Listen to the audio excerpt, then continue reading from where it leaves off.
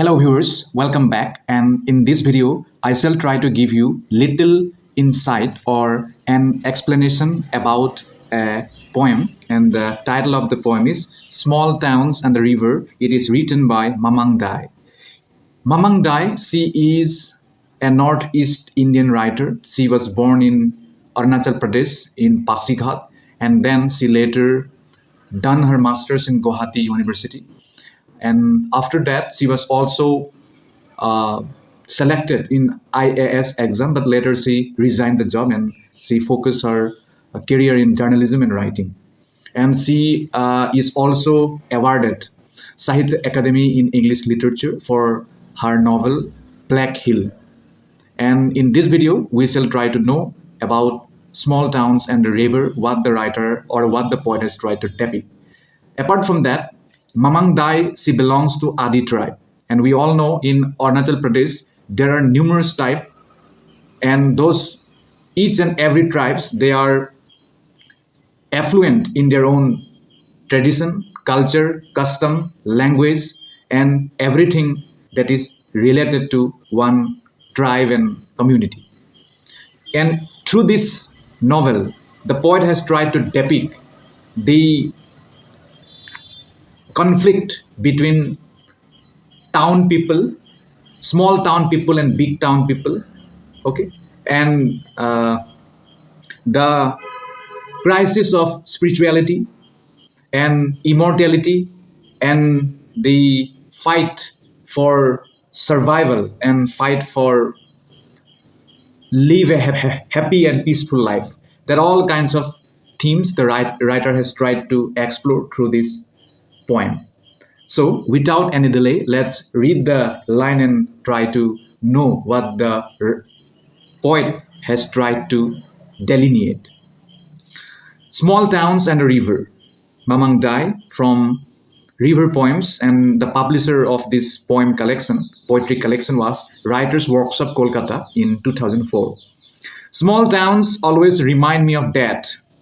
So at the beginning of the poem, the poet is saying that small towns, it always reminds her of death.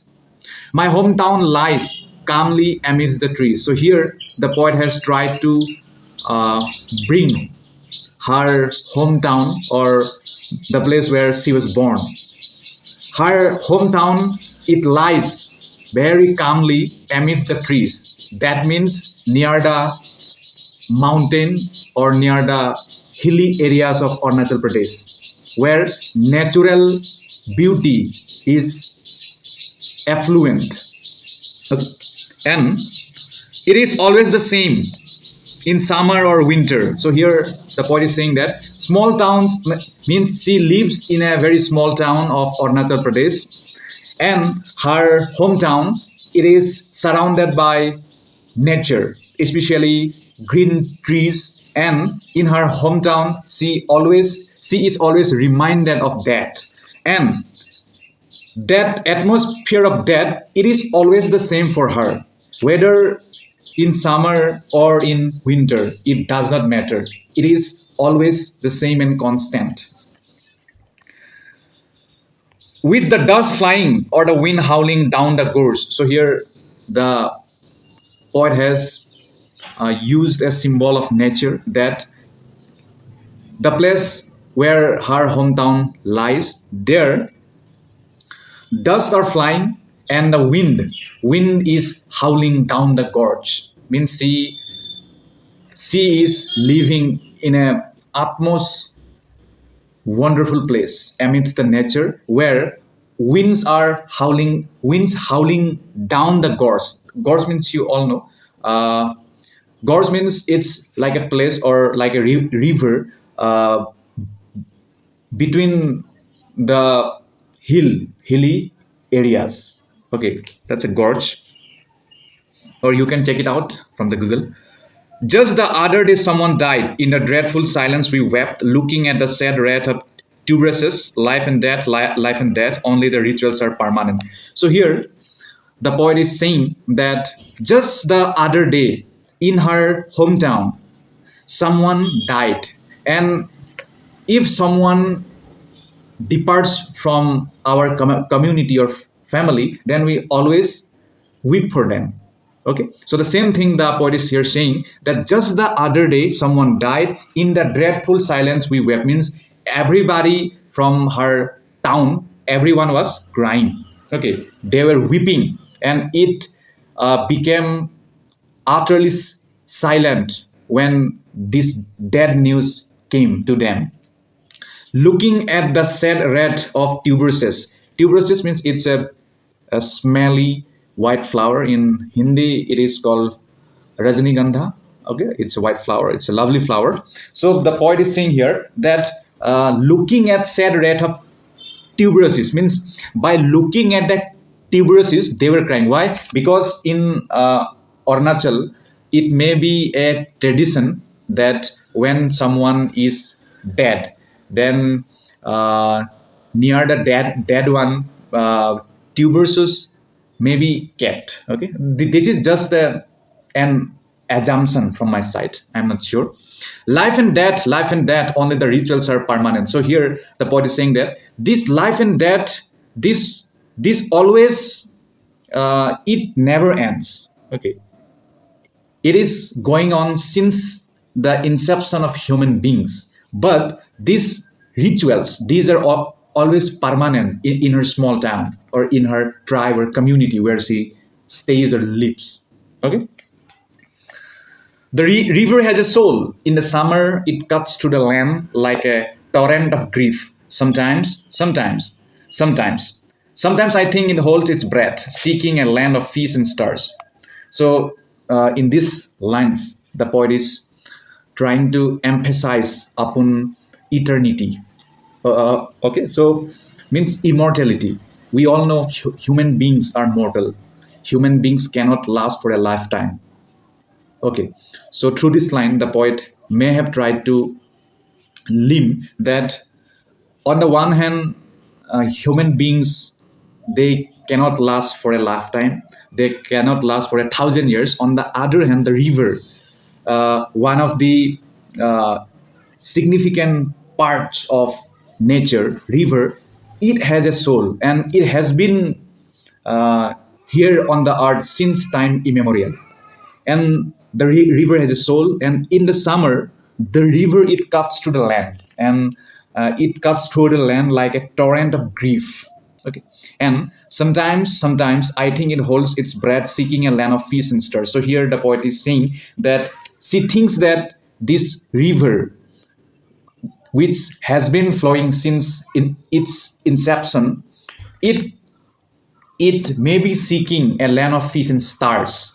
Okay, the river has a soul, it knows, stretching past the town, from the first drop of rain to dry earth and mist on the mountain tops. The river knows the immortality of water. So here, in these lines, the speaker of the poem is saying that actually the river has a soul and it is immortal.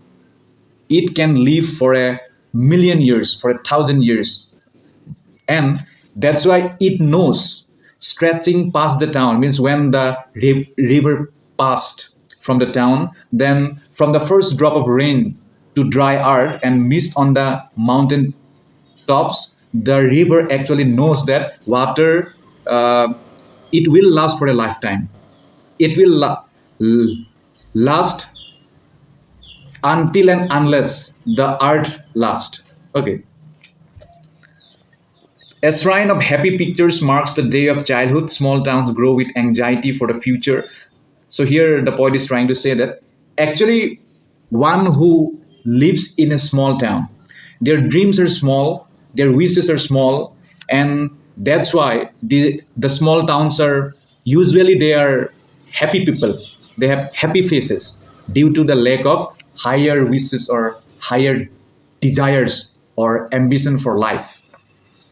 A shrine of happy pictures marks the day of childhood. Small towns grow with anxiety for the future, and therefore, small towns, they often they grow with anxiety for the future. Means they often try to think about imminent future, that what we will do after 1 years, what we will eat after 1 month, like that. They always busy or embedded in a small thoughts, small ideas, and small goals. That thing the poet has tried to amplify here.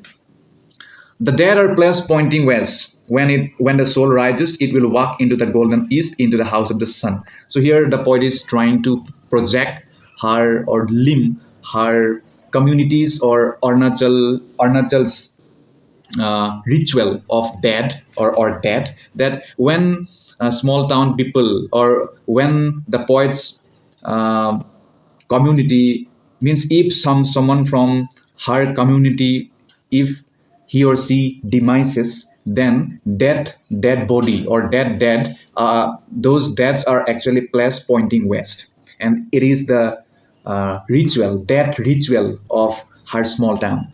When the soul rises, it will walk into the golden east, into the house of the sun. And here the poet is saying that when the dead soul will rise, after the death also there is a life, according to her small town people or her small town community. After here the poet is trying to portray the the belief system of afterlife. That's why the poet is saying that after the means when someone is dead, then the deaths are placed pointing west, because if it is done so, then only when the soul will rise, then it walks into the golden east, and then it will eventually walk into the house of the sun. It is their custom, or it is their traditional belief system. In the cool bamboo, restored in sunlight, life matters like this. And like that, people often dies, people often they die, and the small town uh, community of the poet, they always cry for the dead one. So actually through this poem, the poet might have tried to depict that in small town, people are often, they are very religious, they are very god fearing, they always worship god, and they are very helpful, they are very genuine. So it's a kind of society where everyone is very happy for being a small community like that. Okay, restaurant salad life matters like this. So in that way, her small town community always go on with life, or go on with the passage of time. In small towns by the river, we all want to walk with the god. So at the end of the poem, the poet has tried to uh, conclude that in her small town, which is near the river or which is by the river, okay, her small native home or her small town is actually by the river. That's why she's saying that in small towns by the river, we all want to walk with gods. They all, means all the people of her small town which is by the river, they all want to walk with the gods. They do not want to distance themselves from the god, rather they always want to be with god, and they always want to be with each other and live a very happy, peaceful, and joyful life. And in that way the poem ends, and through this poem the writer or the poem has tried, the poet has left no stone unturned to depict the landscape of her small town, which is by the river, and how her community, or how her townspeople, small townspeople think about life, and what kind of things are going on in her town. That all kind of thing the poet has tried to explore here. And beside, the poet has also tried to depict the conflict between eternity and or mortality versus immortality, and God worship, and the appreciation for one's custom, culture, religion, like that. And that's it. I hope you have understood the poem. And this is from my own perspective. You can have your own perspective. And I hope you will read the poem by yourself and try to make out the meaning by yourself from your own point of view. And thank you so much. Bye bye.